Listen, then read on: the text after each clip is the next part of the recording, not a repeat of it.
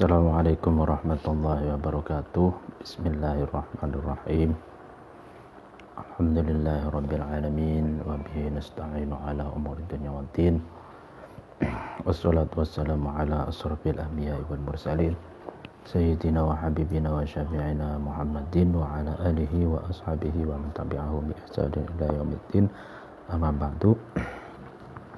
Kita lanjutkan pengajian kitab Adabud Dunya Waddin. Mari kita membaca tawassul Al-Fatihah ila hadratin Nabi Mustafa Muhammad sallallahu alaihi wasallam wa ala alihi wa ashabihi wa man tabi'ahum bi ihsanin ila yaumiddin wa ila hadratin jami'il ulama'il amilin wal awliya'i was suhada'i was salihin, khususan awliya tis'ah fi ardi Jawa, Sunan Gunung Jati, Sunan Muria, Sunan Kudus, Sunan Bunang, Sunan Kalijaga, Maulana Malik Ibrahim, wa ila hadratin jami'i masyayikh Lurboyo wa syekhuna wa syekh syekhina wa abaina wa abai abaina wa ummahatina wa jami'il muslimina wal muslimat wal mu'minina wal mu'minat al ahya'i minhum wal amwat wa atubu ilaih. Wa ila hadratin khususun mu'allif hadzal kitab Adabud Dunya Waddin Asy-Syaikh Abil Hasan Ali bin Muhammad bin Habib Al-Mawardi Al-Basri Asy-Syafi'i. Al-Fatihah. A'udzubillahi minasyaitonir rajim. Bismillahirrahmanirrahim. Alhamdulillahirabbil alamin. Ar-Rahmanir Rahim. Maliki yaumiddin. Iyyaka na'budu wa iyyaka nasta'in. Ihdinas siratal mustaqim. Siratal ladzina an'amta 'alaihim ghairil maghdubi 'alaihim waladdallin. Amin. Bismillahirrahmanirrahim. Pada pengajian yang lalu kita telah sampai pada penjelasan tentang peristiwa matinya Raja Iskandaria atau Alexander the Great, ya. Alexander the Great ini adalah seorang raja yang dikelilingi oleh para filosof, dan Alexander the Great ini adalah murid dari seorang filosof besar, yaitu Aristoteles, sehingga kematiannya Alexander the Great itu banyak menuai testimoni, atau banyak para filosof itu memberikan testimoni, memberikan komentar. Di antaranya kata para filosof itu, kana al-maliku amsi antaqa minhul yawma wa huwa al-yawm aw'ad minhu amsi. Jadi hari-hari yang lalu sang raja banyak memberikan ucapan, banyak memberikan pitutur, banyak memberikan nasihat, memberikan arahan, statement gitu. Tapi hari ini adalah aw'ad minhu amsi. Itu adalah mau'idoh, nasihat yang paling kuat dari sang raja daripada nasihat-nasihatnya di hari-hari yang lalu. Artinya kematian Alexander the Great ini, sang raja ini, menurut para filosof adalah awad, adalah nasihat paling kuat gitu, dibanding nasihat-nasihat yang pernah dikatakannya ketika hidup gitu. Lalu dilanjutkan, fa'akhadha, kemudian mengambil Abul Atahiyah hadal makna, terhadap makna ini. Maksudnya faqala, kemudian Abul Atahiyah berkata. Jadi perkataan tadi itu, perkataannya para filosof itu digubah, ya, substansinya diambil, maknanya diambil, lalu kemudian digubah menjadi sebuah syair. Jadi narasi itu digubah oleh Abul Atahiyah menjadi syair. Bunyinya, kafa huznan bidafnika thumma inni nafadtu turaba qabrika an yadayya wa kanat fi hayatika li'iddatun wa antal yawma aw'ad minka hasaya. Kafa cukup, cukup apanya huznan, ya huznan duka cita, huznan juga kepiluan, kesusahan, bidafnika dengan sebab dikuburnya kamu, ya kan, summa ini kemudian sesungguhnya aku, nafadtu itu aku merusak, turoba qabrika terhadap debu atau tanah kuburanmu, an yadaya dengan menggunakan kedua tanganku. Ya kan, ini indah sekali. Jadi kafa huznan bidafnika thumma inni nafadtu turaba qabrika an yadaya. Ibaratnya kalau terjemahan bebasnya, kepedihan itu cukup membuat aku gundah gulana karena engkau telah dikubur, gitu kan. Lalu aku ingin rasanya merusak, membongkar, ya kan, membongkar tanah yang telah menutupi, yang telah mengubur dirimu, ya kan, dengan kedua tanganku ini, gitu. Jadi Abul Atahiyah ini memberikan syair satu peristiwa kematian Raja Alexander the Great. Katanya itu cukup pilu, gitu, karena engkau cukup pilu sebab engkau telah dikubur, gitu. Ingin rasanya kedua tanganku ini menggali kuburanmu kembali, gitu. Wakanat, dan ada fi hayatika, di dalam hidupmu, di dalam hidup kamu, li kepadaku, iddatun, banyak memberikan nasihat, banyak memberikan wejangan-wejangan, gitu. Wa anta, keadaan kamu, al yauma, saat ini atau hari ini, awad, itu lebih kuat memberi wejangan, lebih kuat memberi nasihat, minka, daripada kamu, hasaya, ketika kamu masih hidup, ya kan. Jadi wa kanat fi hayatika li'iddat wa antal yawma aw'ad minka hasaya. Jadi semasa hidupmu kamu banyak sekali memberikan wejangan, memberikan nasihat kepadaku, dan hari ini kamu awad, memberi nasihat yang lebih kuat, ya kan, daripada ketika kamu masih hidup, katanya. Jadi kematian itu adalah awad, nasihat yang paling kuat itu daripada nasihat-nasihat ketika orang itu masih hidup. Jadi Alexander the Great ini bukan seorang raja biasa, karena dikelilingi oleh para filosof, gitu. Jadi pemimpin itu, kita harus melihat orang-orang yang di sekelilingnya itu. Kalau orang-orang yang di sekelilingnya hebat-hebat, para pemikir, para filosof, para konseptor, ulama, penggerak,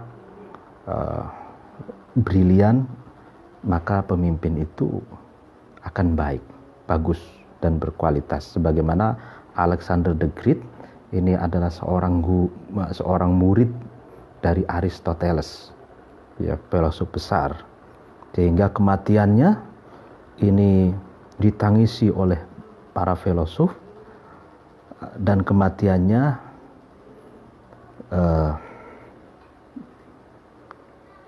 itu awad min kahasaya, katanya. Jadi itu kematiannya adalah wejangan paling kuat daripada wejangan-wejangan yang pernah diujarkan oleh Alexander the Great. Itu. Waqala, dan berkata ba'dul hukama'i, sebagian para filosof, apa yang dikatakan, laukana, jika ada, lil khotoya, bagi ya keluputan, ya kan, rihun itu bau. Jika keluputan itu, kesalahan itu bau, laftadoha, maka pasti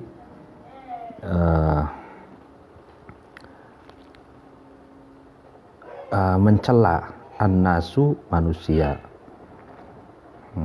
walam yatajalasu, dan manusia itu tidak mau bergaul. Jadi kalau ada orang yang keburukannya itu tercium, itu laukana lil khotirun, keburukannya itu tercium, maka manusia lain, ya kan, akan mencela dan tidak mau bergaul, gitu.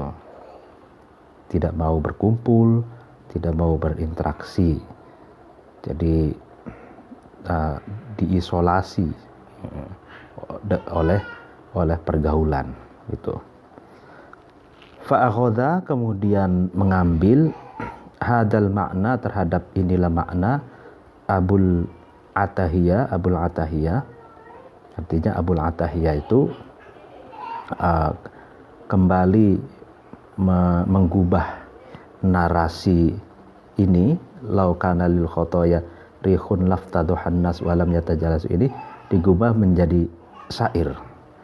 Faqala, kemudian Abul Atahiyah berkata, ahsana, ya kan, memperbaiki atau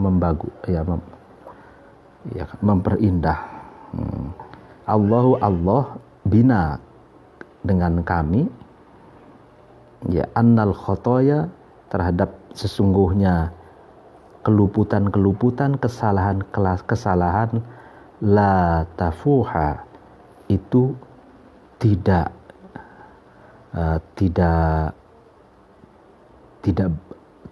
tercium atau tidak bau.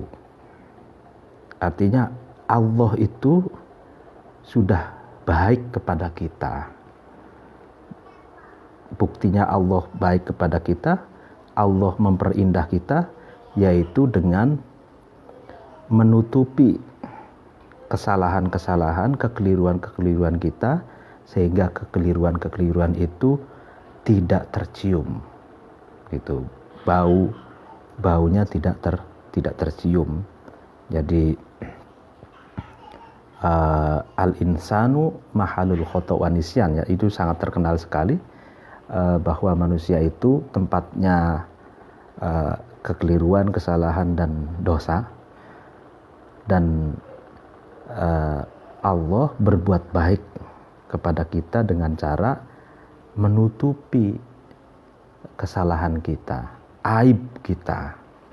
Jadi aib kita, khotoya kita, keluputan kita itu ditutupi sehingga tidak bau, tidak tercium, gitu.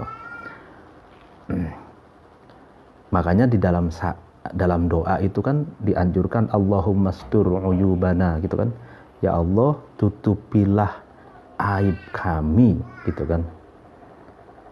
Gitu. Tapi di zaman medsos ini kadang ya memang harus ekstra, ya kan, perjuangannya ekstra untuk menutupi aib itu. Kadang ada orang yang senang mempertontonkan aibnya, gitu kan, mempertontonkan kekeliruannya, dan itu padahal akan dicatat oleh sejarah, gitu kan, atau jejak digital, istilah sekarang kan ada jejak digitalnya. Nah, faidan, maka ketika Allah itu berbuat baik kepada kita, al-masturu, adapun sesuatu yang ditutupi, minna, dari kita, baina thawbaihi, di antara kedua pakaian mastur, fuduhun, itu ada celah. Nah ini entoh gitu, meskipun Allah itu sudah baik kepada kita, menutupi, ya kan, dan tidak tercium kekeliruan dan aib kita, tapi ada saja celah, gitu, ya kan, di antara kedua pakaian yang telah ditutupi itu. Jadi misalkan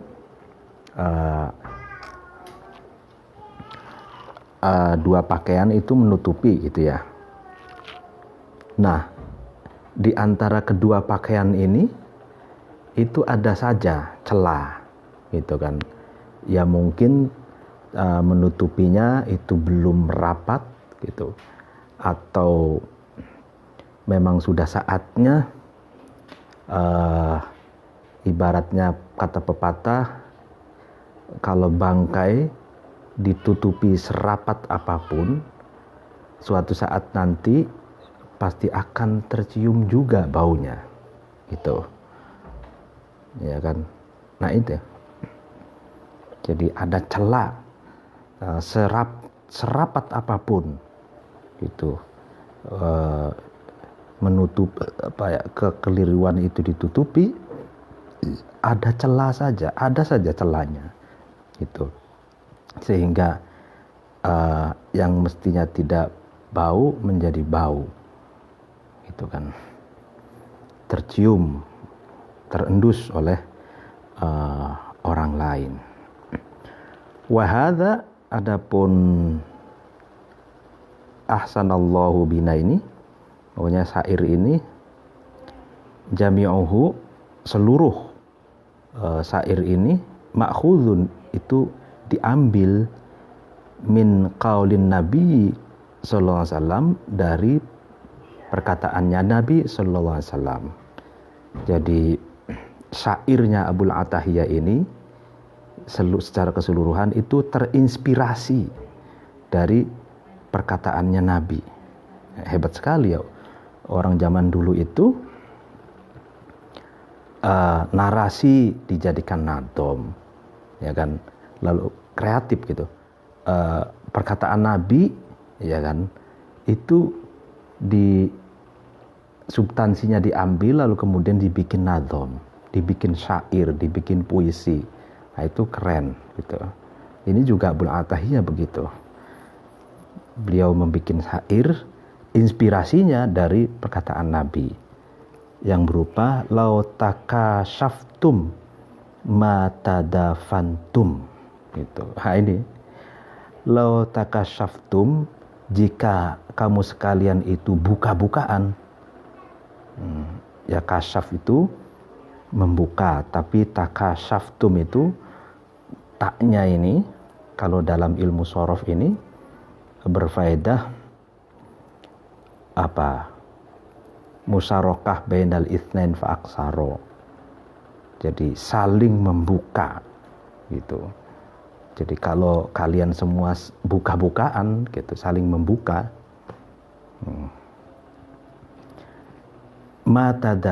matadafantum, ya maka berarti kamu sekalian tidak saling menutupi, kamu sekalian tidak saling mengubur Itu ya artinya tidak saling mengubur aib masing-masing, tidak saling menutupi celah dan kekeliruan masing-masing, ya kan. Ya kalau kalian buka-bukaan, ya maka berarti kalian ya tidak saling menutupi itu. Nah, kata-kata maqalla wadal ini, perkataan Nabi yang simple, pendek tapi bermakna ini, itu menjadi inspirasi terciptanya syair yang tadi dijelaskan itu. Jadi kalau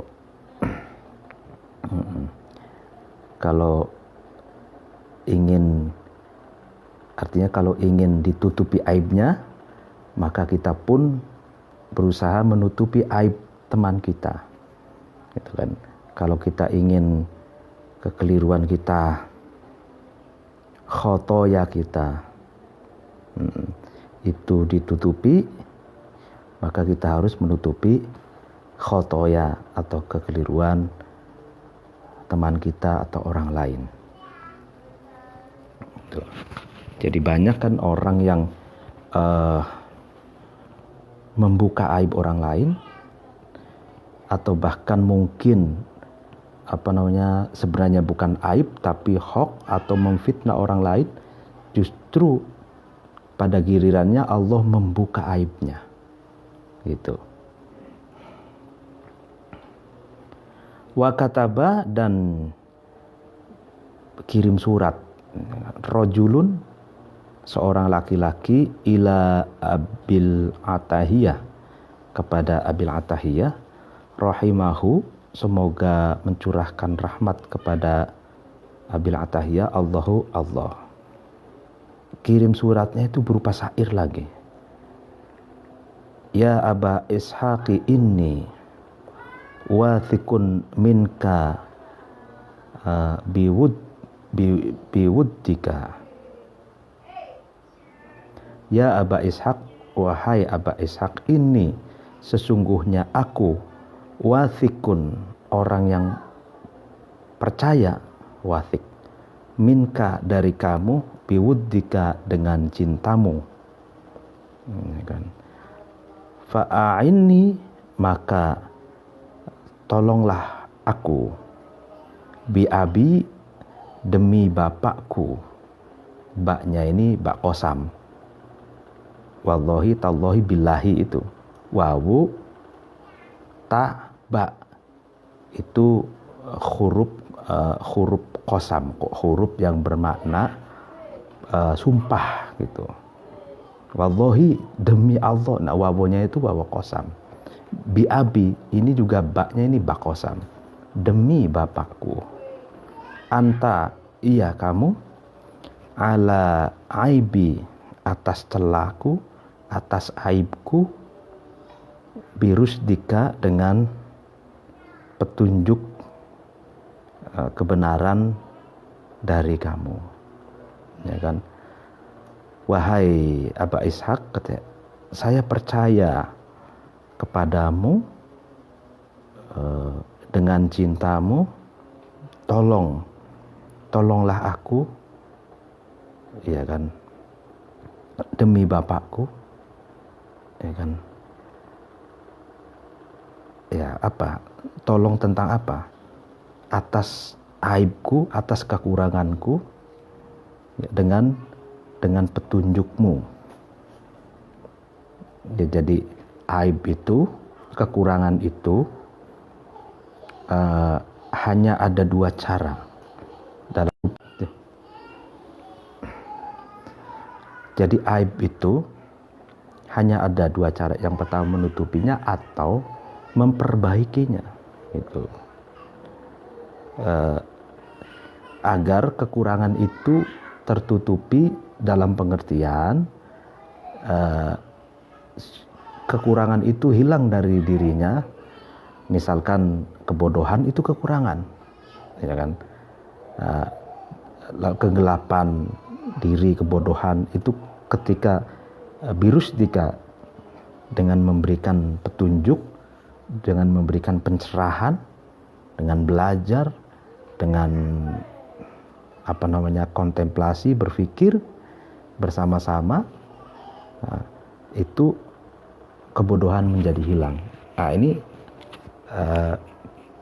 seorang laki-laki itu memohon kepada Abul Atahiyah, memohon dibantu agar, ya kan, Abul Atahiyah itu memberi pencerahan gitu, sehingga nantinya aib dan kekurangan seorang laki-laki itu menjadi hilang. Yang tadinya gelap menjadi cerah, yang tadinya bodoh menjadi pintar gitu. Jadi aib, celah, kekurangan itu hanya ada dua. Sekali lagi saya katakan, cara menyikapinya, kalau sulit untuk ditutupi, kalau enggak ya dibenahi, diubah. Tuh. Minad dzulumati ilan nur, kata Al-Qur'an itu kan dari kegelapan menuju cahaya itu.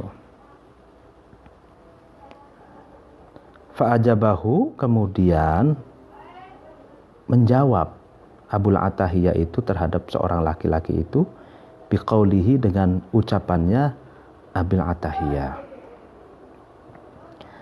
Ya, jawabannya dengan syair lagi. Ati'illaha bijahdika raghiban auduna jahdika. Taatlah kamu Allah terhadap Allah, bijahdika, dengan sekuatmu, dengan kadar kesungguhanmu, raghiban, dalam keadaan kamu mencintai Allah, maksudnya auduna jahdika, atau sebawahnya jahdika, sebawahnya kekuatanmu, ya kan. Artinya taatlah kepada Allah dengan sekuat tenagamu. Kamu mencintai Allah, ya kan, dengan sungguh-sungguh, maksimal, atau paling tidak sebawahnya maksimal, atau sebawahnya kekuatanmu, ya semampumu gitu. A'di maulakalladzi tatlubu min ta'ati abdika. A'di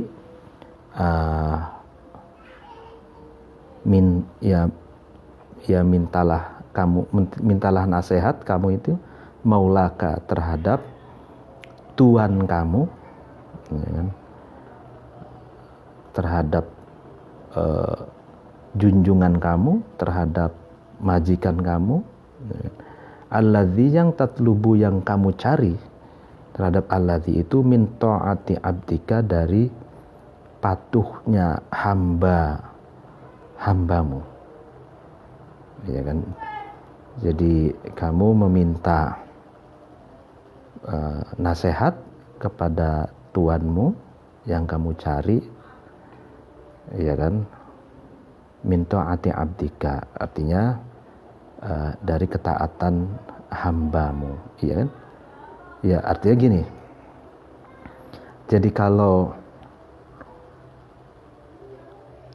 ibaratnya ya, relasi antara kita dengan Allah, ya kan,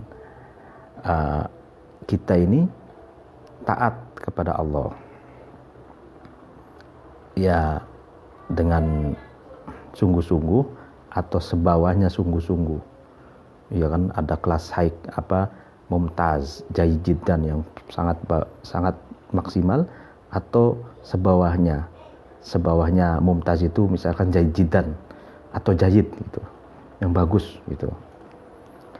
Nah, itu sebenarnya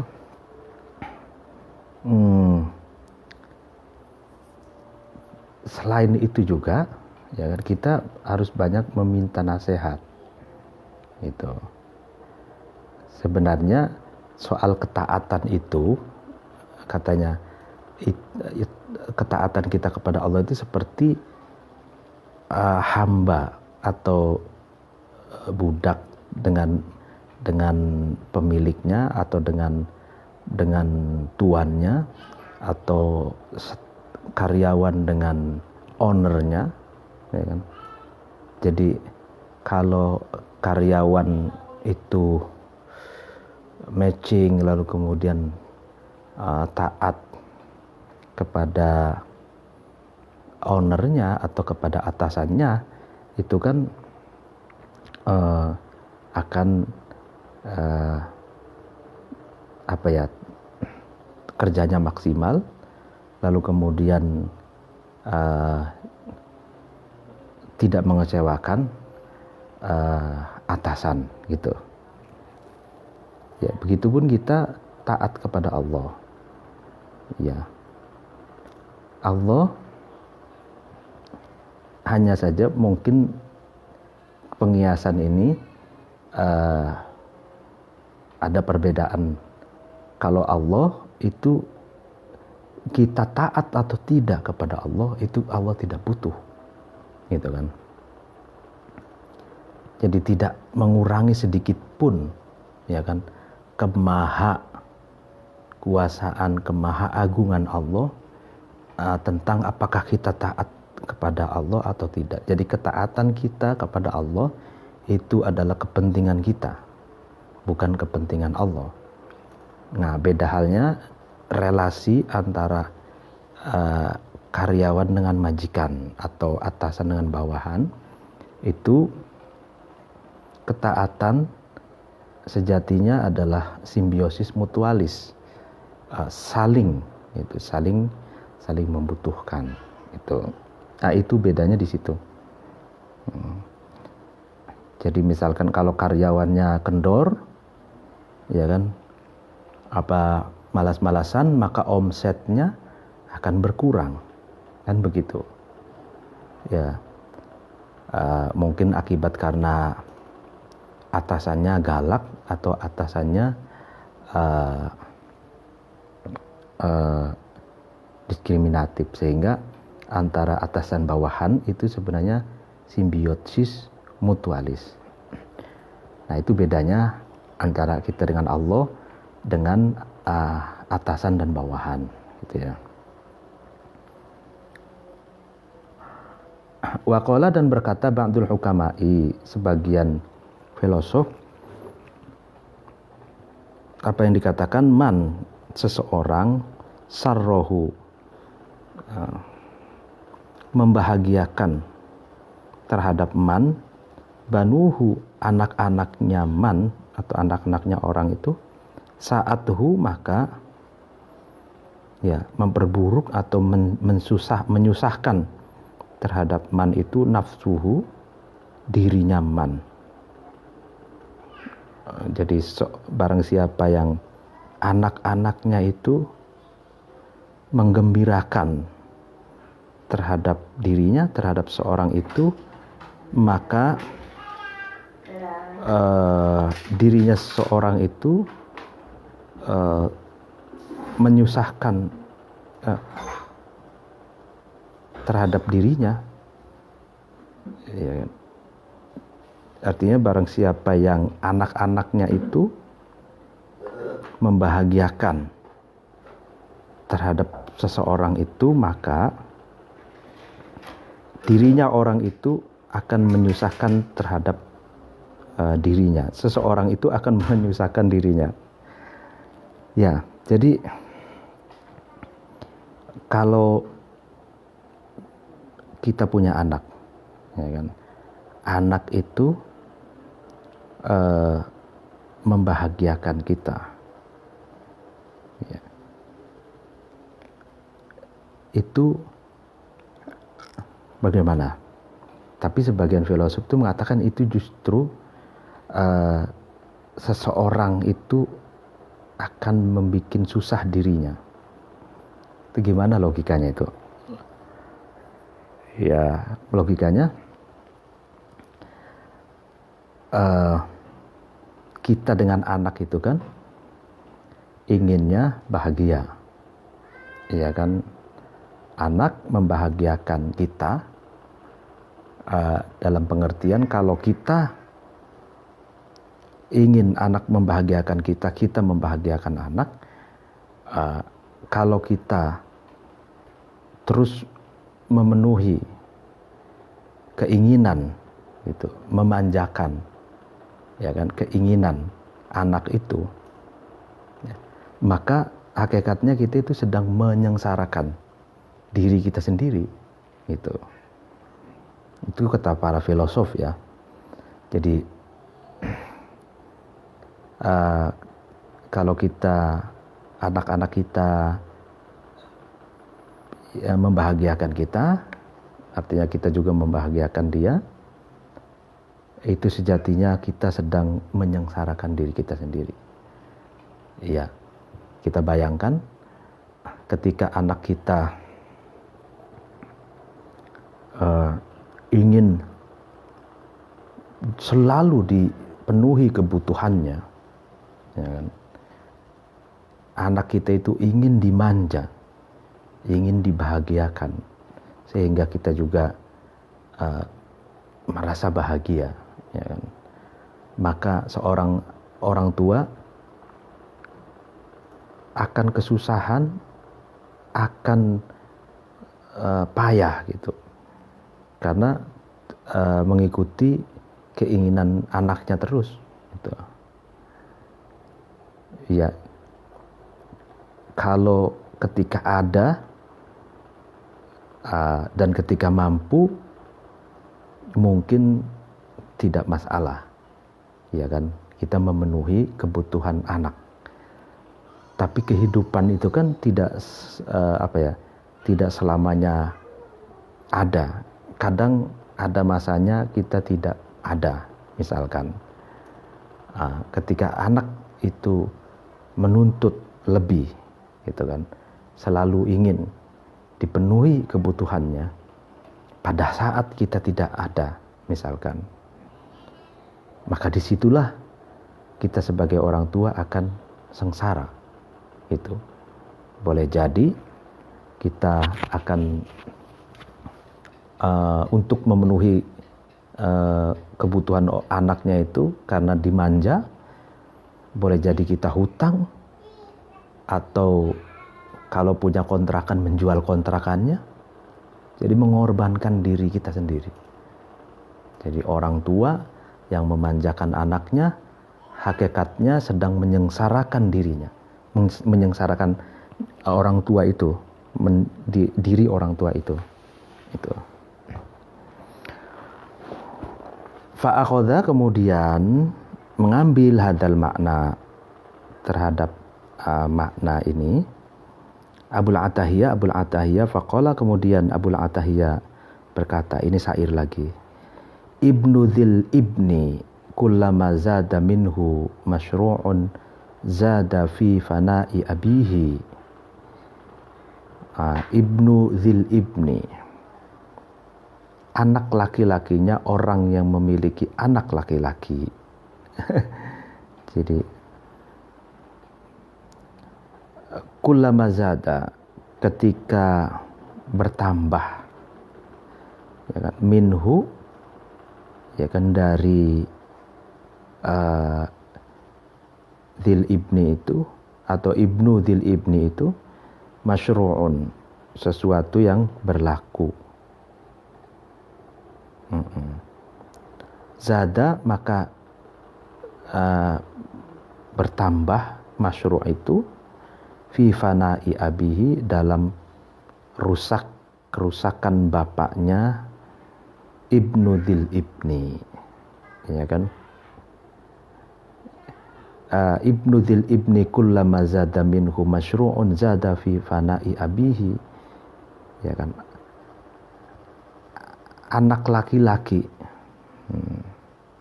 ya bisa juga perempuan, itu ketika dia banyak maunya, gitu, maka ketika bertambah, ya kan, sesuatu yang ingin ya kan, sesuatu yang diinginkan atau sesuatu yang diperlakukan, maka ya kan bertambah pula kerusakan bapaknya, merusak gitu, semakin parah kerusakan bapaknya gitu. Jadi masyru' itu kalau bahasa Arab modernnya proyek gitu ya, masyru' itu. Atau masyru' itu sesuatu yang diberlakukan, atau kalau dalam terminologi fikih itu kan masyru' itu sesuatu yang disyariatkan atau peraturan agama gitu ya. Tapi kalau saya pahami dalam teks ini kan bicaranya tentang relasi antara orang tua dan anaknya gitu. Ya kan? Jadi anak laki-laki itu semakin bertambah kemauannya, keinginannya, gitu kan, maka itu pertanda akan menambah kerusakan orang tuanya, gitu.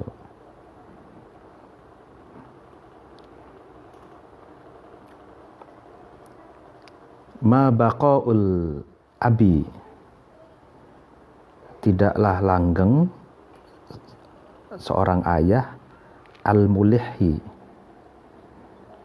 yang didesak, ya kan, yang ya alaihi, atas baqo itu bidabi bila, dengan apa, merayap atau merangkaknya kerusakan.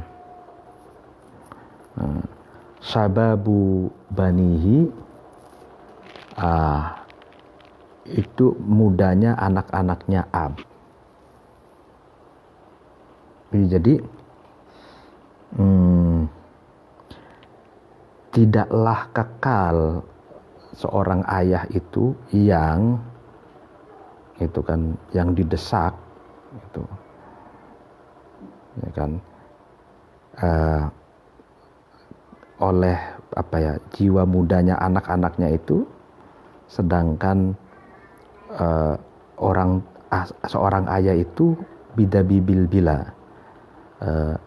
sedang kerusakannya itu sedang merayap gitu, sedang merangkak gitu.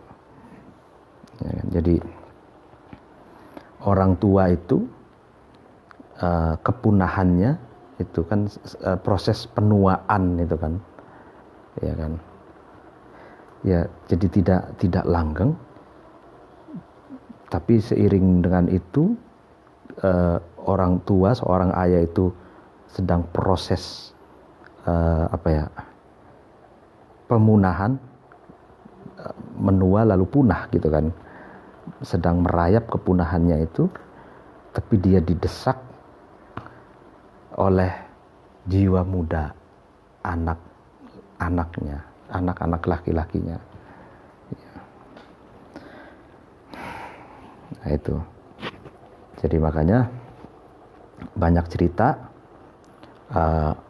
orang tua yang banyak kontrakan, lalu kemudian ada anak yang ingin terus dipenuhi kebutuhannya, ingin dimanja, lalu untuk memenuhi kebutuhan itu satu persatu kontrakannya dijual, tanahnya dijual, habis akhirnya, ya kan. Padahal anaknya bukan hanya dia satu saja, tapi banyak anaknya. Nah itulah sementara seiring ditekannya orang tua pun sedang mengalami penuaan dan kepunahan. Ya itulah kehidupan. Wa fi maknahu, dan di dalam makna syair ini, sesuatu hukiyah yang diceritakan an Zir bin Hubesh, dari Zir bin Hubesh, annahu, sesungguhnya Zir, qala, itu berkata, Zir itu waqad hadarathu, dan hadir atau datang terhadap zir al-wafatu, kematian. Wakana, dan zir itu ada, qad asya, itu sungguh hidup, mi'atan 100 wa ishrina 20 sanatan, tahunnya. Jadi zir itu datang kematian kepadanya ketika umurnya 120 tahun, gitu kan. Apa yang dikisahkan tentang zir ini dalam syair lagi, idar rijalu waladat auladuha wartasha'at min kibarin adsaduha waja'alat asqamuha ta'taduha tilka zuru'un qaddana hasaduha idzan, karena itu ar-rijalu, para laki-laki, waladat, melahirkan, pokoknya punya anak, auladuha, anak-anaknya rijal, telah lahir anak-anaknya rijal itu, wartasya'at, dan menggigil, ya, min kibarin, karena sudah tua, adsaduha, fisiknya rijal. Ya, jadi ketika anak-anaknya lahir, ya kan, fisiknya orang tua atau fisiknya laki-laki, para laki-laki itu sudah menggigil atau sudah bergetar karena ketuaannya, karena sudah tua, gitu. Waja'alat, dan menjadi asqamuha, sakit-sakitnya ar-rijal, ta'taduha, itu asqam itu kembali kepada rijal. Tilka, maka adapun rijal itu zuru'un, bagaikan tanaman, qaddana, yang sungguh dekat, hasaduha, masa panennya zuru', ya kan. Waja'alat asqamuha ta'taduha, jadi orang itu kalau sudah tua itu sering sakit-sakitan, ya kan. Jadi sakit itu akan datang silih berganti, sakit encok, sakit asam urat, sakit macam-macam, gitu. Karena hakikatnya manusia itu seperti tanaman, ya kan. Kalau sudah tua itu sudah mendekati masa panen. Artinya masa panen itu ya masa dipetik. Nah, artinya apa? Ya sudah dekat dengan kematiannya, gitu.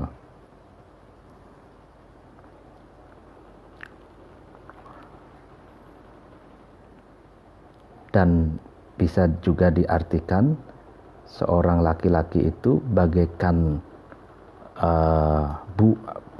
tanaman yang kalau sudah tua itu sudah saatnya memanen.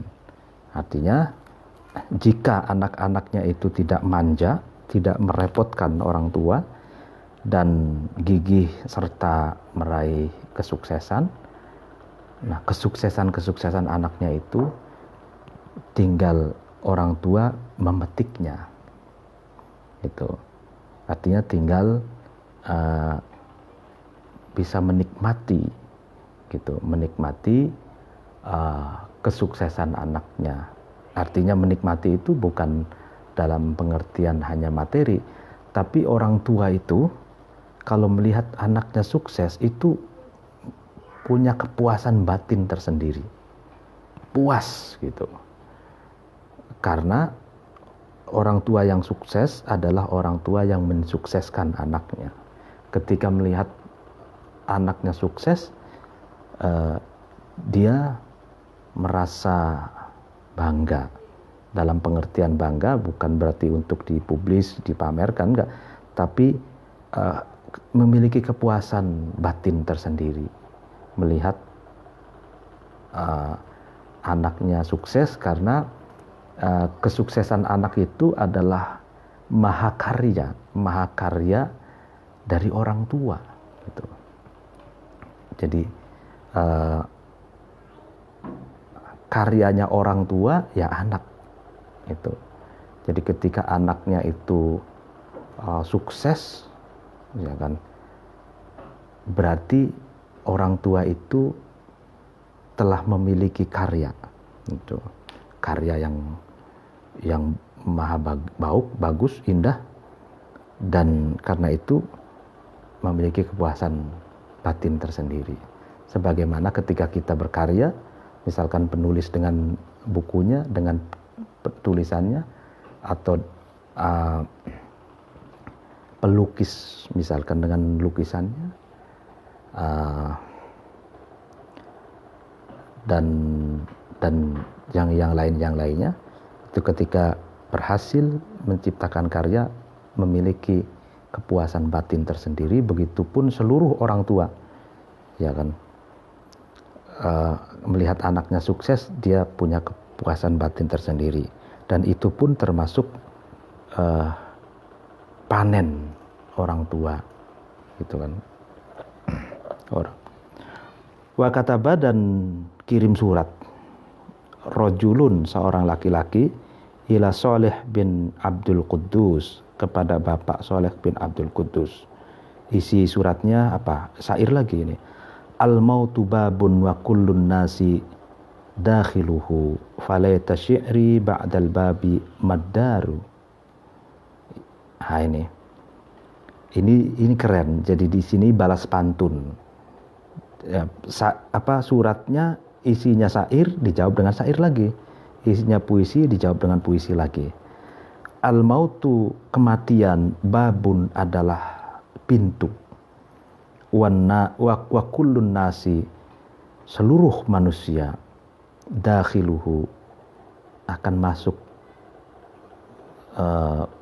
pintu itu.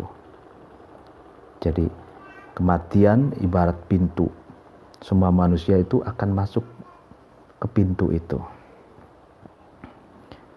Falaita syi'ri, maka semoga saya ini tahu, ba'dal babi, setelah pintu, ya kan, apa, ad-daru, rumah, ya kan. Jadi kalau kematian diibaratkan pintu, berarti kan ada rumahnya, gitu kan. Lalu apa setelah pintu itu? Ada apa lagi? Gedong apa, rumah apa, gerangan, ya kan? Kalau kita telah melewati pintu kematian itu. Fa'ajabahu, kemudian Shalih bin Abdul Quddus itu menjawab surat laki-laki itu yang berupa syair itu, biqaulihi, dengan perkataannya Shalih bin Abdul Quddus. Apa jawabannya? Ad-daru jannatu adnin in amilta bima yurdi al-ilaha wa in farratta fannaru huma mahallani malin nasi wairuhuma fangzur li nafsika madza anta mukhtaru. Ad-daru, adapun rumah, gitu kan. Jannatu adnin, adalah sorga Aden, ya kan. Jadi adnin ini kalau bahasa Latinnya itu Eden, itu surga Eden, itu. Kalau ini jannatu adnin, surga Aden. In amilta, ketika kamu melakukan, bima, dengan sesuatu, yurdi, yang sesuatu itu dapat meridhoi al-ilaha, terhadap Tuhan, wa in farrotta, dan ketika kamu sembrono, ketika kamu membangkang, tidak melakukan sesuatu yang dapat ridho dari Allah, dari Tuhan, fannaru, maka rumah itu adalah neraka. Jadi faddaru jannatu adnin in amil tabima yurdil ilaha. Jadi rumah itu yang setelah pintu kematian itu rumah. Nah, rumah itu berbentuk sorga Aden ketika kamu melakukan hal-hal yang dapat ridho dari Allah. Gitu. Wa in farrota fannaru, dan kalau ketika kamu sembrono, ketika kamu melakukan hal-hal yang tidak diridhoi oleh Allah, maka maka rumah setelah pintu kematian itu adalah neraka. Huma, adapun keduanya, jannatu adnin dan nar itu, mahallani, adalah kedua tempat, malin nasi, tidak bagi manusia, ghairuhuma, selain mahallani, gitu kan. Artinya tidak ada tempat bagi manusia selain kedua tempat itu, kedua rumah itu, yaitu sorga Aden dan nar.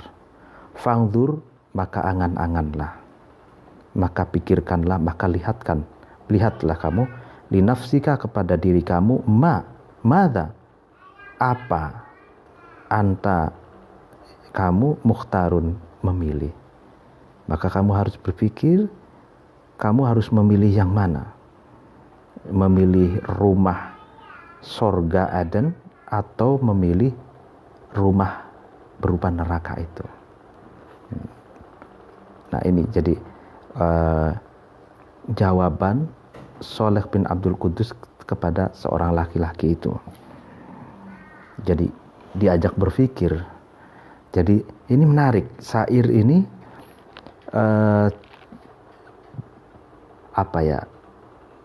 tidak mendoktrin, tapi syair ini mengajak untuk berpikir gitu. Fangdur li nafsika madza anta mukhtar, dan tidak memaksa gitu. Pikirkanlah ya, kamu mau pilih yang mana gitu. Kira-kira setelah pintu kematian itu hanya ada dua rumah gitu. Rumah sorga Eden atau rumah neraka. Kamu pilih yang mana? Gitu. Ya kan, jadi ini menarik. Jadi enggak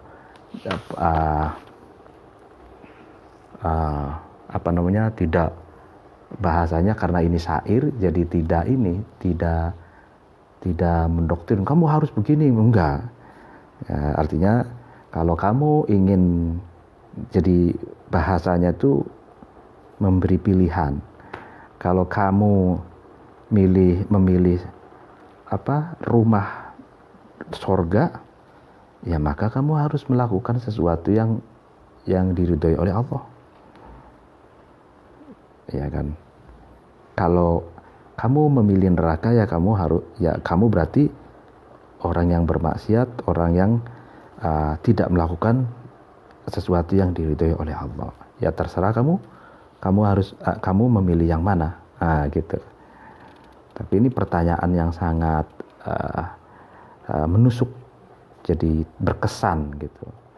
Justru dengan narasi syair demikian, sehingga merangsang seorang laki-laki itu untuk berpikir gitu. Oh iya, gitu kan. Pada akhirnya kan seperti itu, tersadarkan gitu melalui kesadaran gitu. Nah, itu pembahasan tadi itu berkaitan dengan adabuddin, ya kan, etika agama. Nah, ini al-babur rabi, adapun bab yang keempat, fi adabid dunya, menjelaskan tentang etika dunia. Nah, ini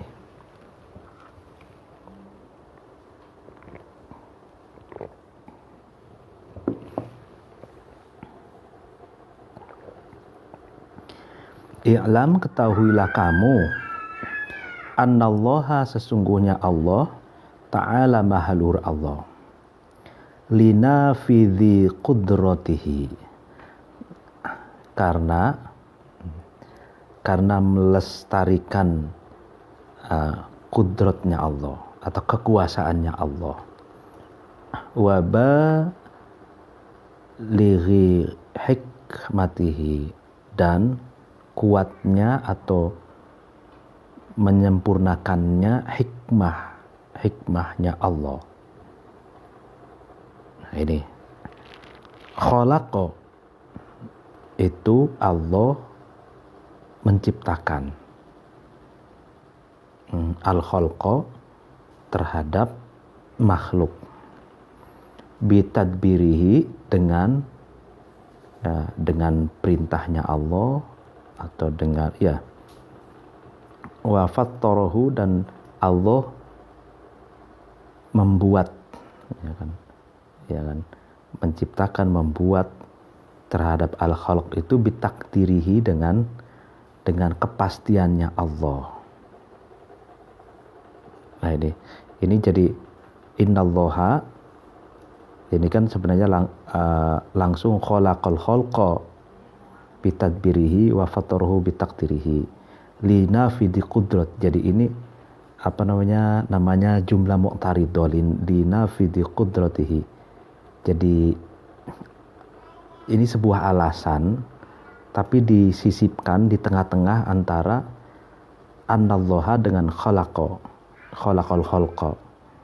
Jadi kalau diterjemahkannya itu, ketahuilah sesungguhnya Allah itu menciptakan, gitu kan. Langsung loncat menciptakan makhluk, ya kan, dengan perintahnya, dengan larangannya, doktrin itu, dan Allah membikin makhluk itu dengan kepastian dan takdirnya Allah. Kenapa Allah itu menciptakan makhluk? Linafidi qudratihi, karena untuk melestarikan kekuasaannya Allah, kemahakuasaannya Allah, wa balighi hikmatihi, dan karena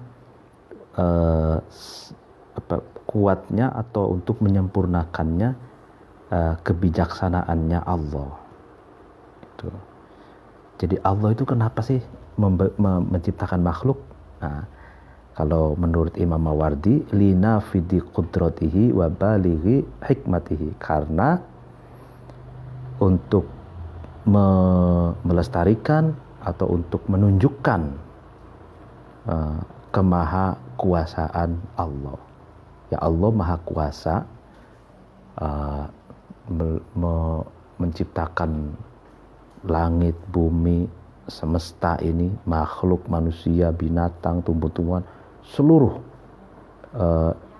itu kan menunjukkan maha kuasanya Allah dan maha bijaksananya Allah. Gitu.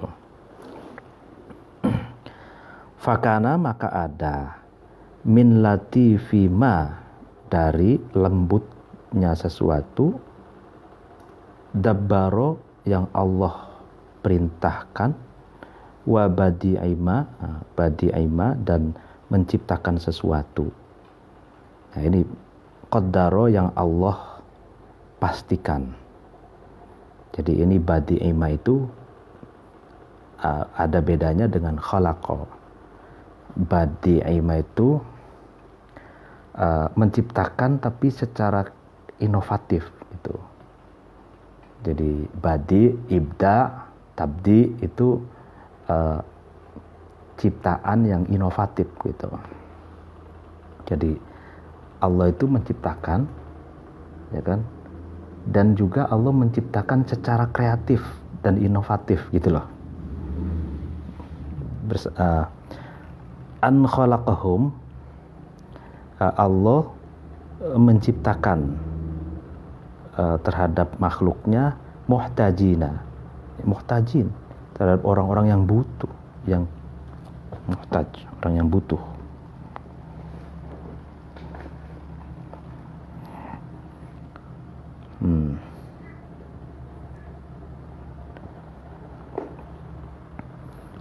Jadi ada dalam Al-Quran itu kan badi'us samawati wal ard. Jadi Allah menciptakan langit-langit dan bumi. Itu. Ya, badi' itu menciptakan secara kreatif dan inovatif gitu. Ya kalau kita lihat keindahan alam, ya kan, gurun, gunung, lalu laut, taman-taman, ya kan, pohon-pohonan, tumbuh-tumbuhan, bunga yang berbagai macam warna, berbagai macam aroma, ya kan. Dari bunga-bunga itu bisa disarikan menjadi minyak wangi, ya kan. Jadi Allah itu maha kreatif gitu, maha inovatif gitu. Jadi badi ya gitu. Nah, dan Allah itu menciptakan makhluknya itu muhtaj, ya kan, orang yang butuh atau sesuatu yang muhtaj, orang yang butuh. Wa fattarohum, dan Allah itu membuat al-khalaq itu ajizina, orang-orang yang lemah gitu, muhtaj dan ajiz, jadi lemah dan butuh, ya, butuh dan lemah. Kenapa gitu kan? Liyakuna, supaya Allah itu ada bil ghina, dengan kemaha kayaannya, kemaha cukupannya, munfaridan, sendirian.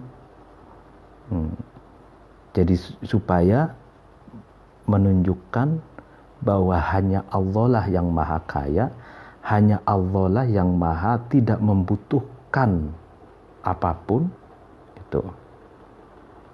Hanya Allah lah yang maha perkasa gitu loh. Jadi sehingga makhluknya itu diciptakan muhtaj dan ajiz. Makhluknya diciptakan orang yang butuh. Kalau orang yang butuh itu kan berarti membutuhkan sesuatu. Kalau ini ada logikanya nanti. Dan lemah gitu kan. Ini agar menunjukkan bahwa hanya Allah yang ghani.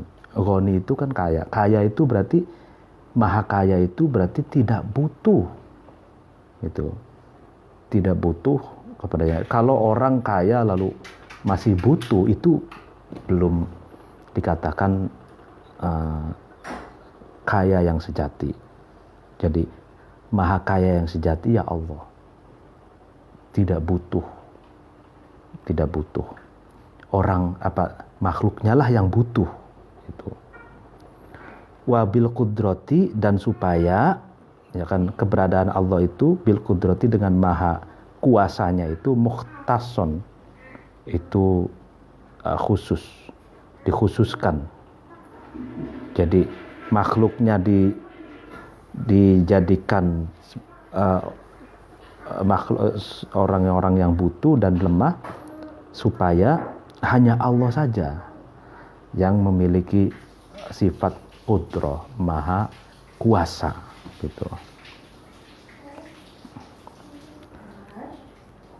Qad yusy'uruna, sehingga itu kan Allah itu memberitahu kepada kita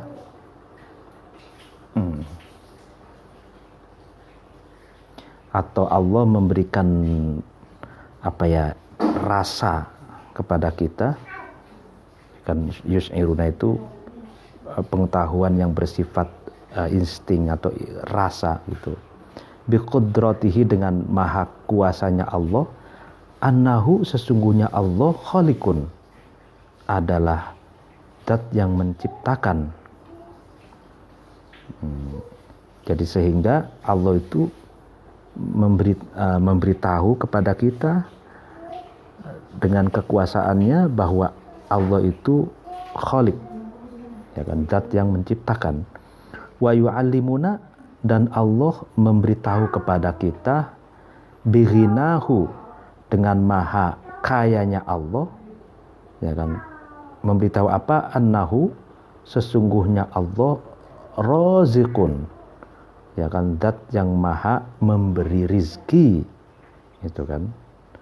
Jadi dengan maha kayanya Allah memberitahu kepada kita bahwa Allah lah yang memberi rizki gitu. Fanud'inu, kemudian manut atau tunduk, ya kan, kita ini tunduk bitaatihi dengan taat kepada Allah. Karena apa? Ruhbatan, karena cinta, warahbatan, dan takut. Jadi relasi ketaatan kita kepada Allah itu karena ada rasa cinta sekaligus takut gitu. Wa nuqirru, dan kita mengikrarkan, mengakui binaqsina, dengan kekurangan kita, azan, karena lemah, wahajatan, dan karena butuh. Nah, iya kan? Jadi Allah Maha menciptakan, Allah Maha kuasa, Allah Maha kaya, itu kan. Dan kita mengikrarkan diri kita bahwa kita adalah maha kurang, ya kan. Kita ini kurang, karena itu kita lemah dan butuh gitu. Ketika kita butuh kepada orang lain, ya kan, ketika kita butuh makan, butuh minum, butuh kerjaan, butuh berbagai hal kebutuhan, itu tandanya berarti kita kurang. Kalau orang yang butuh itu kan berarti sesuatu yang dibutuhkan itu untuk menutupi kekurangan kita, gitu kan. Tsumma ja'ala, kemudian Allah menjadikan al-insana, terhadap manusia, aktsaro, lebih banyak apanya, hajatan, kebutuhannya, min jami'il hayawani, daripada seluruh hewan. Nah itu. Jadi manusia itu adalah binatang yang paling banyak kebutuhannya daripada binatang yang lain. Ya kan, kalau binatang yang lain kan ada yang memang butuhnya itu hanya daging. Ada istilahnya dulu waktu SD itu ada binatang karnivora, herbivora, ya kan?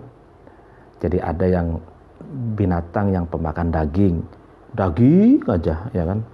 Ada binatang yang pemakan rumput, ya rumput saja, gitu kan?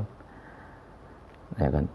Tapi manusia, ja'alal insana aktsara hajatan min jami'il hayawani. Allah menciptakan manusia itu sebagai makhluk yang paling banyak kebutuhannya daripada seluruh hewan yang lain. Jadi hewan yang paling banyak kebutuhannya adalah manusia. Karena itu manusia adalah binatang yang paling rakus dibanding binatang-binatang Allah yang lainnya. Ya kan? Kita seluruhnya makan daun-daunan kita makan, ya kan, buah kita makan, daging kita makan, ikan kita makan, ya kan. Lalu kemudian selain kebutuhan makan yang hampir seluruhnya masuk ke perut manusia, juga kebutuhan-kebutuhan yang lain, ya kan. Kebutuhan, ya, li'anna minal hayawani, karena sesungguhnya dari hewan, binatang, ma, sesuatu, yastaqilu, yang menyendiri atau independen atau spesifik, ma itu binafsihi, dengan dirinya, ma, anjinsihi, dari jenisnya ma. Karena hewan yang lain itu, ya kan, hanya butuh sesuatu yang spesifik bagi dirinya itu. Ya, makannya daging saja sama minum, sudah. Itu kan.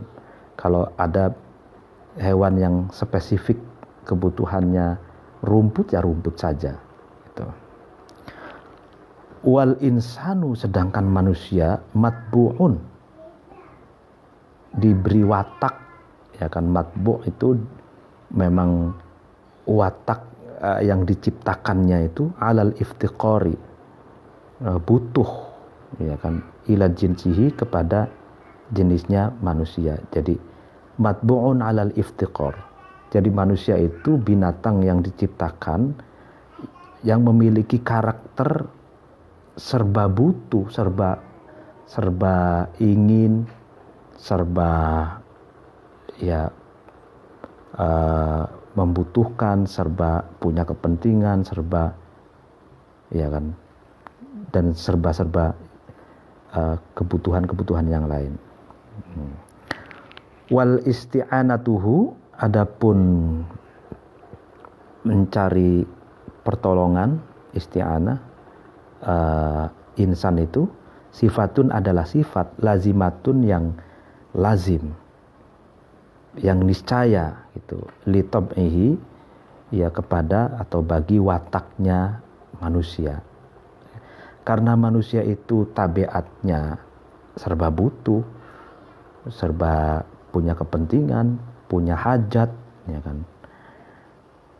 Karena itu isti'anah, meminta pertolongan, itu adalah sifat yang lazim, sifat yang niscaya bagi watak manusia, itu kan. Ya kan? Jadi isti'anah itu, meminta pertolongan itu tujuannya adalah untuk meraih yang dia inginkan, yang dia butuhkan, yang dia hajatkan, untuk meraih kepentingannya juga. Itulah manusia itu. Wa khilqatun, dan manusia itu diciptakan atau ciptaan qaimatun yang kokoh, fi jauharihi, di dalam atom-atomnya, atau ya atom manusia. Artinya manusia itu makhluk yang diciptakan paling paripurna, paling sempurna itu. Makanya dalam Al-Qur'an itu walaqad khalaqnal insana fi ahsani taqwim. Jadi kami ciptakan manusia itu fi ahsani taqwim. Jadi sebaik-baiknya ciptaan. Tuh. Kalaupun toh demikian, manusia itu wataknya rakus, wataknya serba butuh.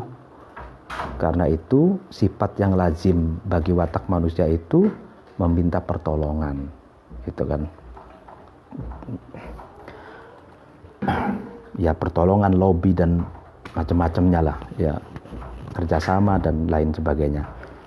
Walidzalika, karena sifatun lazimah tadi, qala, berkata Allah subhanahu wa ta'ala, maha suci Allah dan maha luhur Allah.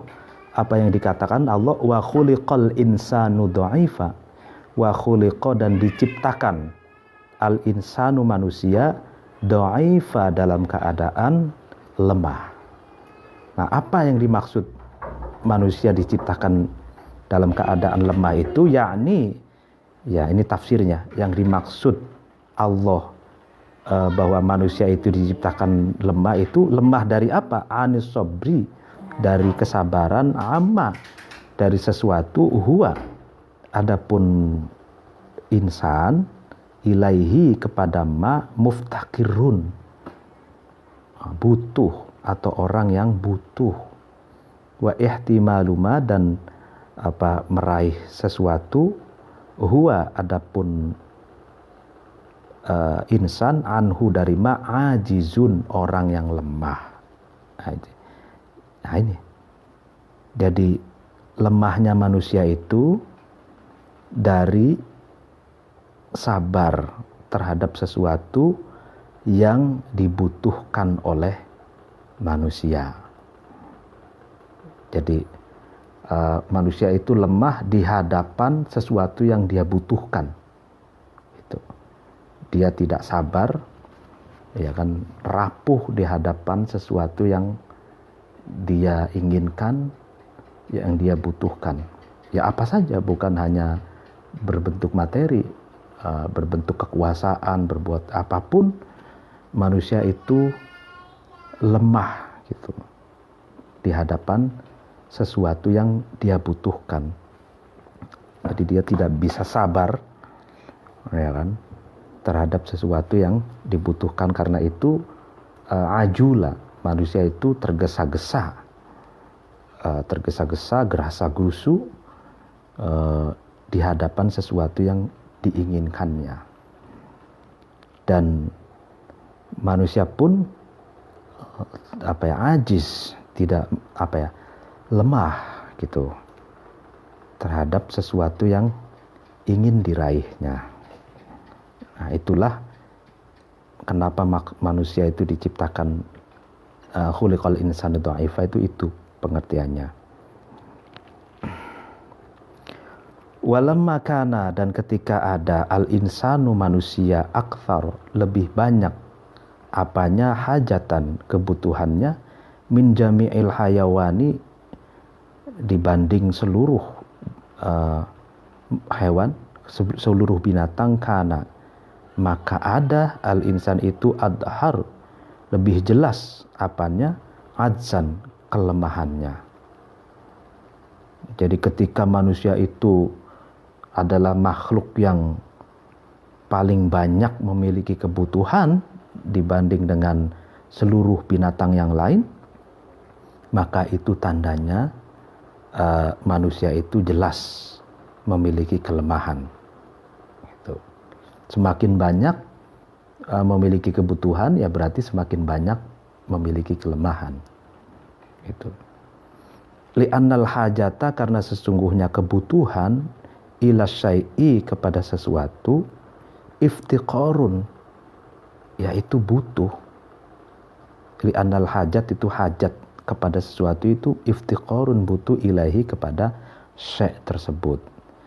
Nah, wal muftakiru, adapun orang yang butuh ila syai'i, kepada sesuatu, ajizun, adalah orang yang lemah, anhu, dari syai'. Nah, ini logikanya ini. Jadi kenapa dikatakan manusia itu lemah, ya kan? Karena manusia itu binatang atau hewan atau makhluk yang banyak kebutuhannya. Nah, kalau orang butuh, ya hajat terhadap sesuatu, berarti dia butuh terhadap sesuatu itu. Kalau orang yang butuh terhadap sesuatu, berarti dia lemah dari sesuatu itu, ya kan? Ya, nah itu logikanya seperti itu. Ya, lemah, butuh, berarti dia tidak memiliki sesuatu itu, sehingga dia ingin meraih sesuatu itu. Nah, waqala, dan berkata ba'dul hukama'i, sebagian para filosof, al-mutaqaddimina, yang kuno, yang terdahulu, apa yang dikatakan, istighna uka,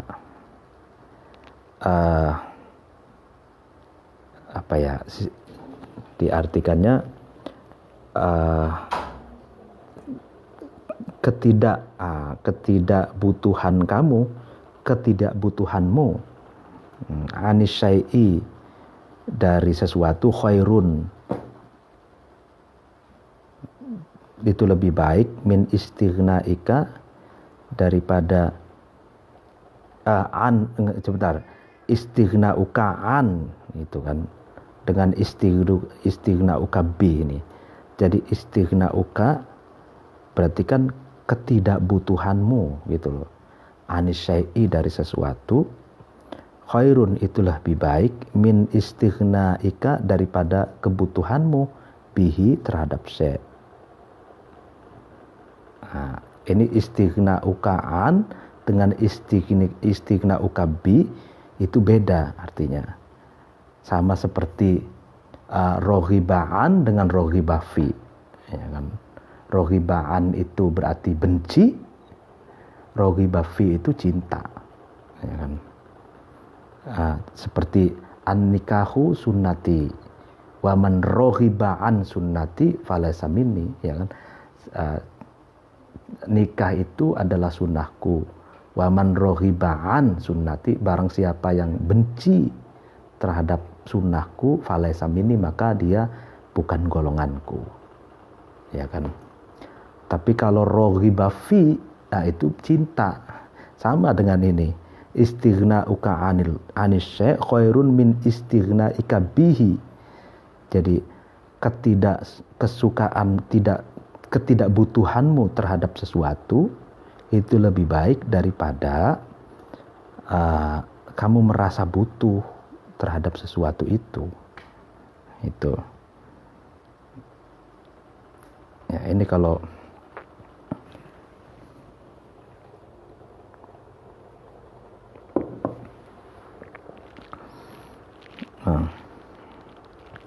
wa innama khosso, hanya saja mengkhususkan Allah Ta'ala mahalur Allah al-insana, terhadap manusia, bikathrotil hajati, dengan banyaknya kebutuhan, wadhuhuril ajzi, dan tampaknya kelemahan, nikmatan, nah itu karena sebagai nikmat, alaihi, atas manusia. Ini walutfan, dan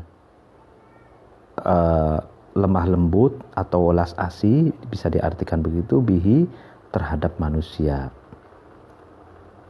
Ya kan? Liyakuna, supaya ada, dzullul hajati, hinanya kebutuhan, wa muhanatul ajzi, dan hinanya kelemahan,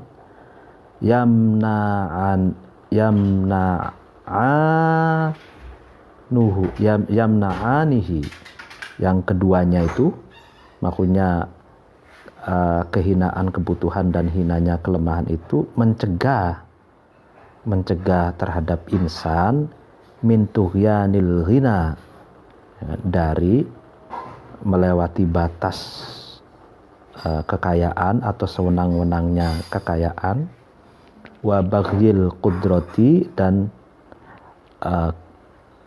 buruknya kuasa, li'anna tughyana, karena sesungguhnya keburukan atau kerakusan, kesewenang-wenangan, markuzun, itu ditancapkan fi tab'ihi, di dalam wataknya manusia, ida istaghna, ini ketika manusia itu butuh. Ya kan? Wal baghyu, adapun baghyu itu keburukan atau bisa kesewenang-wenangan, ya kan, mastulun, menguasai, menghegemoni, alaihi, atas manusia, idza qadara, ketika manusia itu kuasa. Ya, jadi Allah itu menciptakan manusia bikathrotil hajat, dengan banyaknya kebutuhan dan lemahnya tampaknya kelemahan itu, di sisi yang lain itu adalah nikmat, katanya, bagi manusia, dan welas asih bagi manusia, ya kan, supaya kebutuhan dan kelemahan yang hina itu dapat mengerem, yang dapat menghalang-halangi manusia dari tughyanil ghina. Ya kan, tughyanil ghina itu jadi kesewenang-wenangan akibat kekayaan. Jadi maksudnya kalau wabaghil qudrah, dan kesewenang-wenangan karena kuasa. Jadi gini, di sini nih tughyanil ghina wabaghil qudrah itu ada potensi tughyan atau toho, itu dari orang yang kaya dan dari orang yang punya kuasa. Gitu. Jadi ini makna dari toghut, tughyan, togho itu kan sebenarnya maknanya melewati batas, sewenang-wenang, menindas, menguasai, mendominasi, tirani gitu ya. Itu makna yang sebenarnya.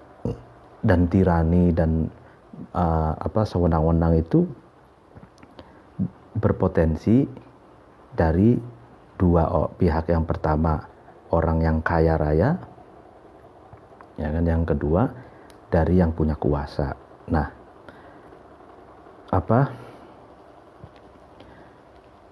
tapi orang tapi katanya gitu, li'anna tughyan markuzun fi tab'ihi idastaghna.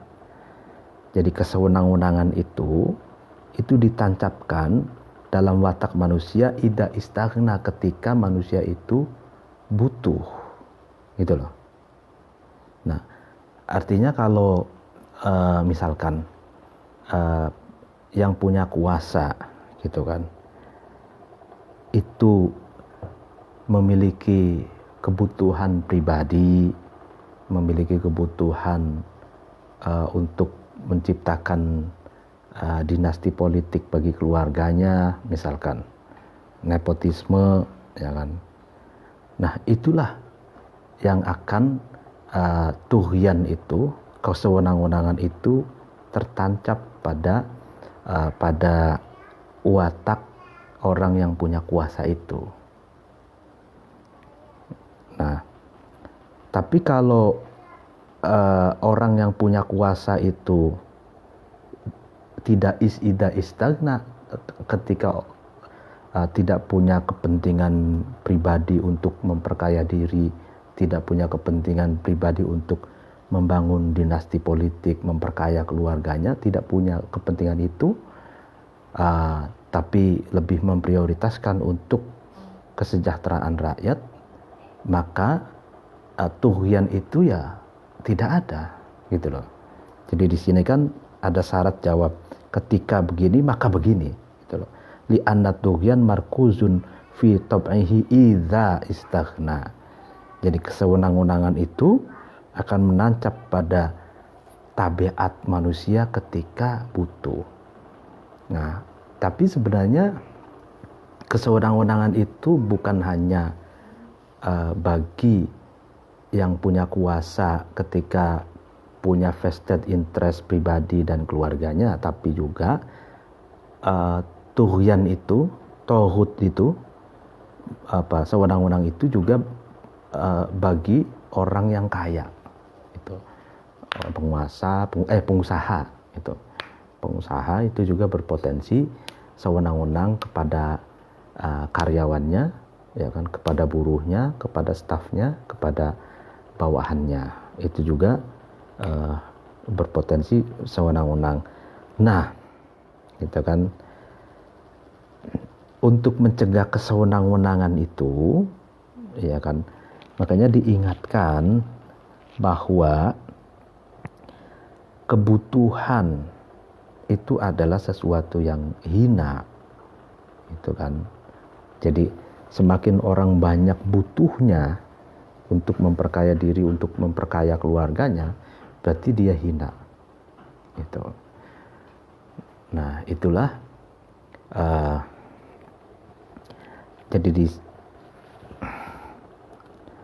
nah ini walaqad anba'a, dan menceritakan Allah Ta'ala mahalur Allah bidzalika, dengan li'anna tughyan markuzun itu anhu, dari manusia, faqala, kemudian Allah berfirman, kalla innal insana layatgha ar-ra'ahu istaghna, sesungguhnya manusia itu layatgha, suka melampaui batas atau sewenang-wenang, ar-ra'ahu. Nah, ini ketika manusia itu melihat terhadap dirinya sendiri, istaghna, itu orang yang butuh, orang yang tidak pernah cukup, ya kan, orang yang tidak pernah merasa puas, itu. Jadi ar-ra'ahu istaghna. Jadi beda halnya kalau orang itu sudah merasa cukup gitu kan. Cukup dalam pengertian dia kerja lalu punya gaji, punya insentif, punya apa dan itu. Tapi kalau umpamanya berlebihan, ya kan, tidak pernah cukup, tidak pernah puas, ya kan, ingin menciptakan pundi-pundi untuk dirinya dan untuk keluarganya, nah itu layat gho, gitu. Dia akan sewenang-wenang. Tsumma liyakuna, kemudian hajat dan aizi itu supaya ada aqwal umur, itu lebih kuat-kuatnya sesuatu apanya, syahidan, persaksiannya, ala naqsihi, atas kekurangannya insan, wa awdhuha, dan lebih jelas-jelasnya umur apanya, dalilan, dalilnya, argumentasinya, ala izzihi, atas kelemahannya insan. Jadi orang yang selalu butuh, ya kan, itu menunjukkan, ya kan, itu apa ya, sesuatu yang saksi yang paling kuat gitu, bahwa manusia itu serba kurang, manusia itu punya kekurangan gitu. Dan kebutuhan itu juga sebagai dalil yang jelas tentang kelemahannya manusia gitu. Ya, itulah pengajian pada malam hari ini. Apabila ada kekurangan dan kesalahan mohon dimaafkan. Wallahul muwaffiq ila aqwamit thoriq. Assalamualaikum warahmatullahi wabarakatuh.